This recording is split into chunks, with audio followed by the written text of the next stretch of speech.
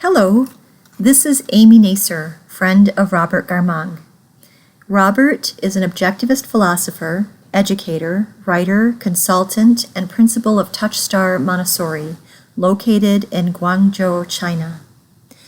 We are currently working diligently to reach a milestone of $15,000 on GoFundMe to cover his medical and living expenses while he's fighting neuroendocrine cancer. Robert lives with his wife, Melee, and their 7-year-old son, Roman. We're hoping for your support in raising funds to cover his chemotherapy, radiation, and heart valve procedures. He is responding very well to chemo, but he will need help with costs for radiation procedures scheduled this August. With your help, Robert will be able to have these life-saving procedures. In the meantime, he is keeping his spirits up, and you will hear this in this interview we did last Friday evening, July 14th. Please keep checking his GoFundMe page for more updates, and we are very grateful for any support you can give. We hope you enjoy this endearing and value-oriented conversation. It's great to finally talk to the great Amy, who is basically the force behind Team Garmong on the internet. It's my pleasure, Robert. Gosh, I've had experience with this kind of thing before, and I'm it's an honor. It's an honor to do this for you. So yeah. Well, thank you very much. I've known you and known of you for a while. I don't know if we've actually met in person yet, but yeah, I have your book. Could you remind me what your book is called? Because I don't have it on my desk right now. Yes, if I can remember, it's called Why Philosophy is the main title, and the subtitle is The Importance of Ayn Rand's Objectivism. I believe that's correct. That sounds right. This was self-published on Amazon. It's really more of a booklet than a book. Mm-hmm. It's envisioned as chapter 1 of a whole book, a much larger book on Ayn Rand's philosophy. So thank you for being one of the purchasers. I appreciate that very much. Yes. I think we got it when it first came out, as a matter of fact. So, yep. Well, terrific. I do listeners who don't know me, and yeah, I'm not sure if you and I have ever met in person. We might have in passing at an Objectivist conference. Could be. But most of our interaction has been online, and all of it good, thankfully. So I really, really appreciated all the work you've done for me. And this is really what it means to be a valuer. Yes. Not to diminish anything, but by putting you in a category, but to value something really, it means much more than just, oh yeah, I've got his book. It's on my shelf. I read it once. Yeah. Good book. Good guy. Really nice guy on Facebook. Yes. But yeah, to be a true valuer means to dig in when it's needed. And I deeply appreciate that. And I'm really honored because, I grew up in the Midwest, and you're not attracting attention to yourself, and you're not self-marketing, and so, and I don't like to toot my own horn, but to have you and then some others as well respond to me as a value was really, really meant a lot to me.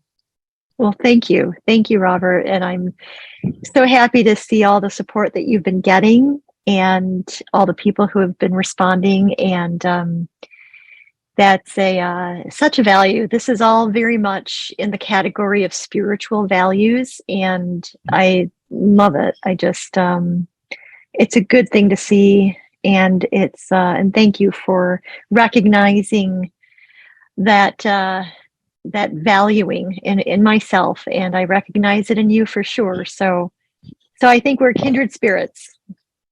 That's right. And now I guess we might as well talk about what we're discussing, what the valuing is. So a little bit about myself and my own background. I'm a philosopher. Oh, and here comes Roman, my son, who is 7 years old. How old are you, Roman? 7 years old. Yeah, that's right. Looks like you just had some cake, didn't you? Nope. No cake? I think I see it on your face. I have some. I know. It's noodles. Oh, noodles. Okay. Oh, So anyway, that's so darling. I see Roman in pictures and videos, and thank you for posting them up on your Facebook because he's a real cutie. he's a cute boy, that's for sure. Anyway, so I'm a philosopher by training, and Montessorian by current occupation. And about a year ago, I had the perfect job. I had the perfect situation. I had everything going exactly the way I would have wanted it to go. I was the head of a major, brand new, but high-end Montessori school in Gwang-joe, China.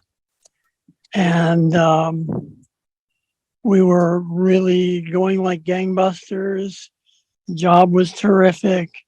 The teachers were terrific. Our school grew from 0 to 120 students in 1 year. Wow.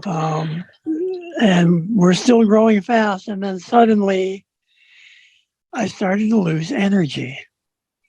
And I couldn't figure out why. The walk, I used to walk a couple of kilometers to school every day.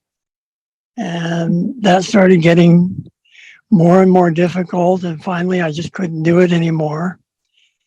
And used to walk up and down 4 stories at the school every single day. Mm-hmm. And all of a sudden that got harder and harder. And so eventually the 3rd floor, well, maybe I don't need to check that out today. And the basement floor, well, nothing ever really happens in the basement anyway. So eventually I couldn't make my normal, safety checks and also checking the classrooms and making sure everything was running smoothly. I couldn't do my job. Mm-hmm. And finally, I literally couldn't walk with the kids to go out to their play time. So we finally just had to go see a doctor. And much to my shock and amazement, turned out that I have cancer. Mm-hmm. The cancer that I had or have is the same one that Steve Jobs had. Mm-hmm. It's called an NET, a neuroendocrinological tumor. There's Yep. cancer brain for you right there. No worries. Yeah. So But you said it was. I'm sorry. Go ahead. No, go ahead. Oh, I believe you said that it was a genetically caused type of cancer. And it is a genetically caused cancer. Mm-hmm. And it's generally originates in the in the coating around the neurons of the liver or the intestines. So it's normally a very mild cancer. Steve Jobs managed to die of it through choosing to treat it with fruit enemas and whatever else he was doing. Yeah. But it's actually got a very high survival rate. And the doctors told me when they diagnosed me that I'm probably going to be fine. And actually, the cancer has been pretty much okay. I'm on chemo now. The doctors have told me that my body is responding off the charts well to the chemo.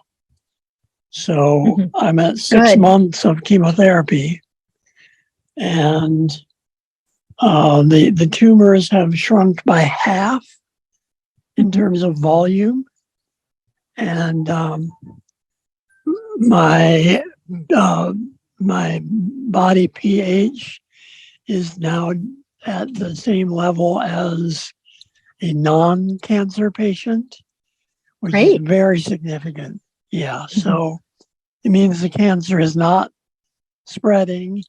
It's just in retreat. And so much so that they're talking about, this was originally planned as a 12-month course of chemo. They're talking about next month and ending the chemo and going on to the final phase of treatment.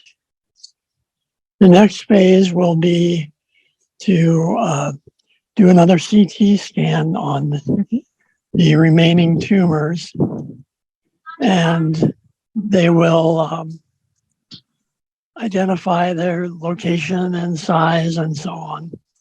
And then there are a few different options. The first option would be to excise them surgically. In my case, they probably can't do that because I probably have too many for surgery. Okay.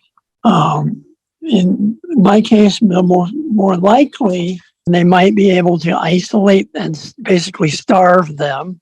Right. And there's also radiological therapy and so on. So at any rate, that's the point where they're trying to eliminate what's left of the tumors.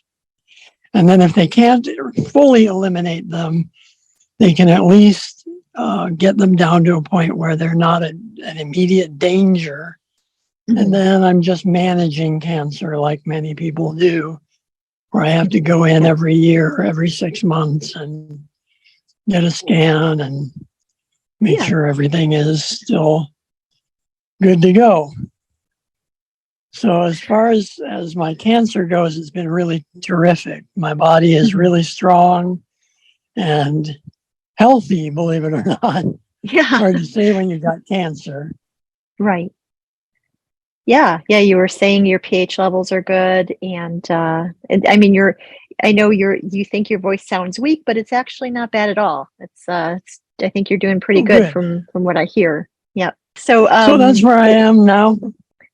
So I know that your company, your Montessori school, they're doing at least they're encouraging you with a lot of moral support, and I hear from you that they have been a big help in a lot of regards, and I'm really glad for you for that. So, do you have any other support systems around you at this point, or you've got your lovely wife and your son Roman? Yep. Well, I'm very, very lucky. I have ballet. I could not possibly be going through this without her. She does everything. She is appointment manager because chemotherapy brain does not hold details. So times and events I forget instantly. She is also my chef. She's also, can't say chauffeur because we don't drive, but she's my head of Uber. And so she has really done everything for me. And yes, I've been very fortunate with my employer. That they are no longer able to provide monetary support, but they did for a long time, way longer than they had to by law. And they have held a job for me and given me some piecework to do here and there. So I'm very lucky about my job.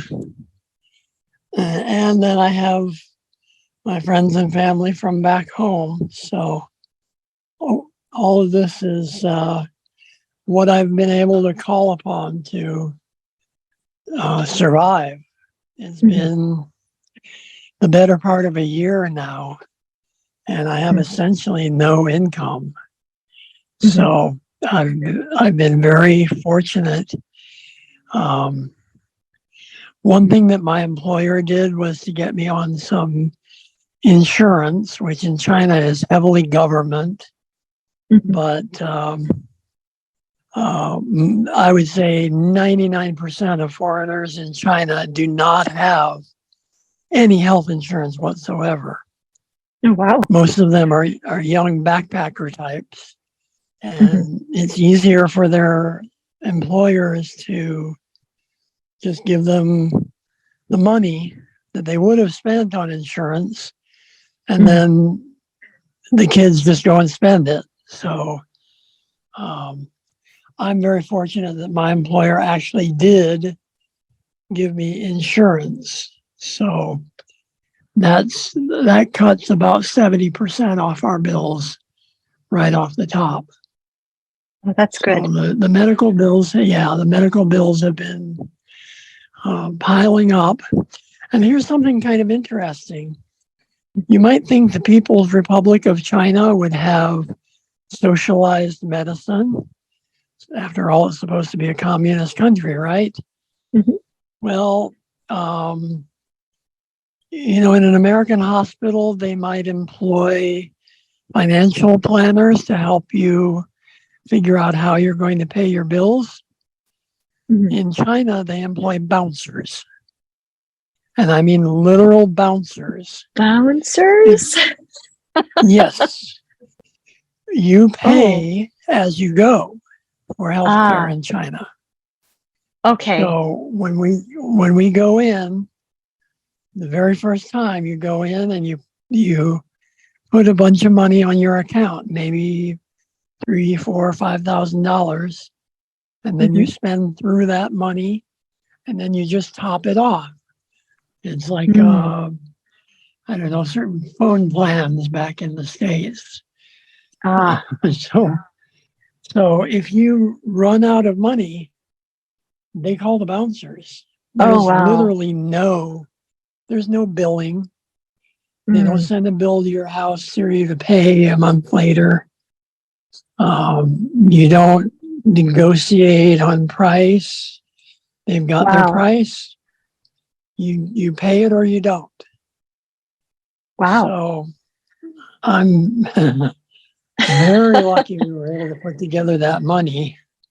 Yes. To pay our bills. Good.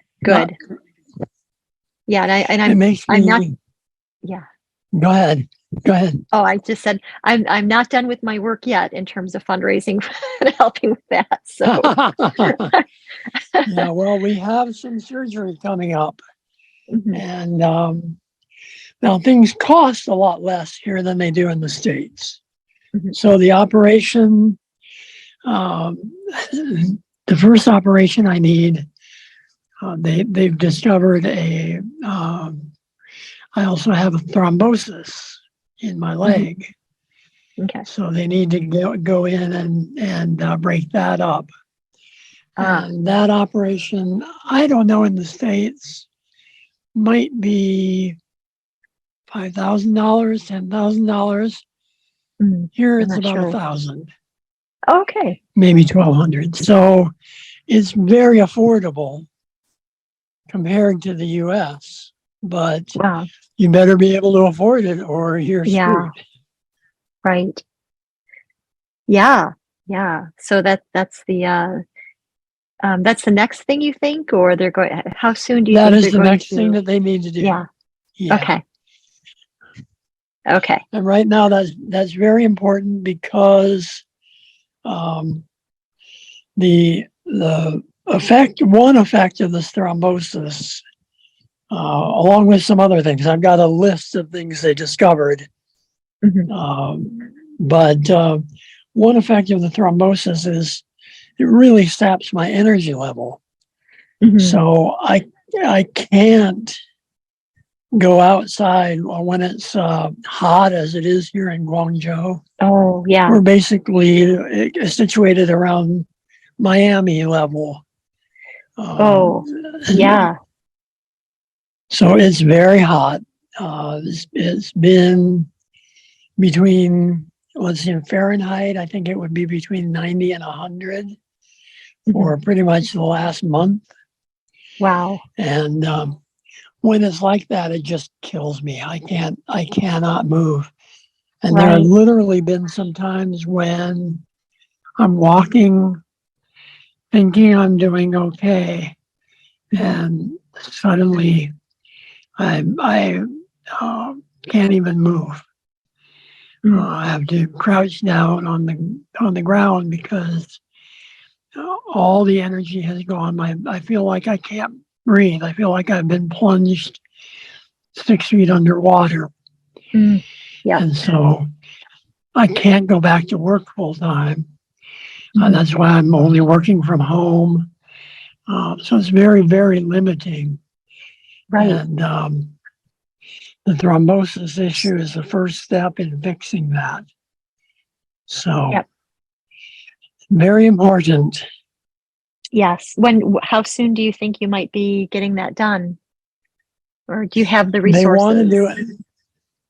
Well, I'm putting them together right now. Okay. Pretty much as soon as I have the money, we'll get it done. Okay. Yeah.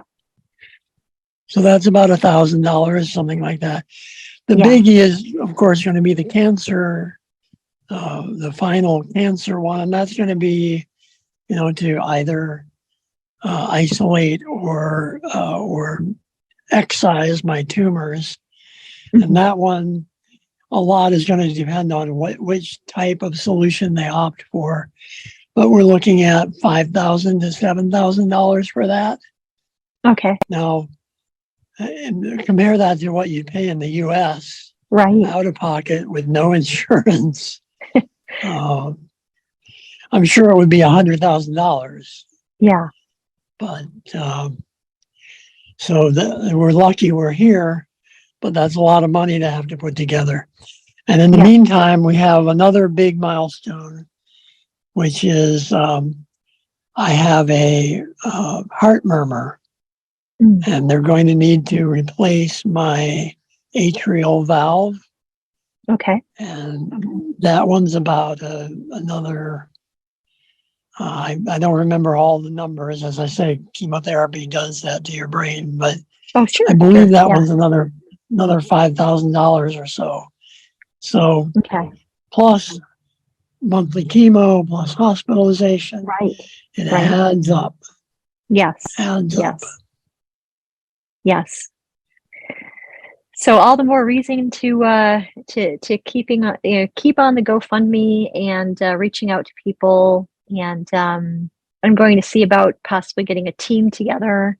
There is a opportunity on GoFundMe where you can kind of reach out to other people and kind of have them join our team Garmong.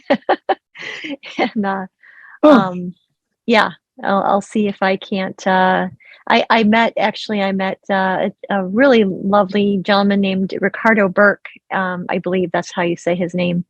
At Ocon, and he's a supporter of yours. and we talked briefly Thank you, about Ricardo. yes. It was a very nice guy. I think he just him and his wife just graduated the Ayn Rand University. So at ARI there, and it's really nice. And so I we was were one of the very first graduates of the Objectivist Graduate Center, which was the precursor right. to Ayn Rand University. I was in the very first graduating class. That's amazing. Way back in 1990, oh my gosh, 7 or 8, I can't even remember. Yeah, that sounds right. Anyway, I'm interrupting. Go ahead. Oh, no. But yeah, he and I were brainstorming about fundraising, and it was really good to talk to him. So yeah, I'm going to continue reaching out to the minds of the world here and figuring it all out here. So it's been a wonderful opportunity to meet a lot of people, and I know that I'm just proud to say I'm doing this. So good. Well, I'm so happy to have you on my corner, and so happy for all the work you're doing. I really, really appreciate it. Well, I appreciate your positive attitude, and and you've been very value focused, and putting up funny memes and making people laugh on Facebook and bringing the smiles to people, and that's a wonderful spiritual trade. So thank you.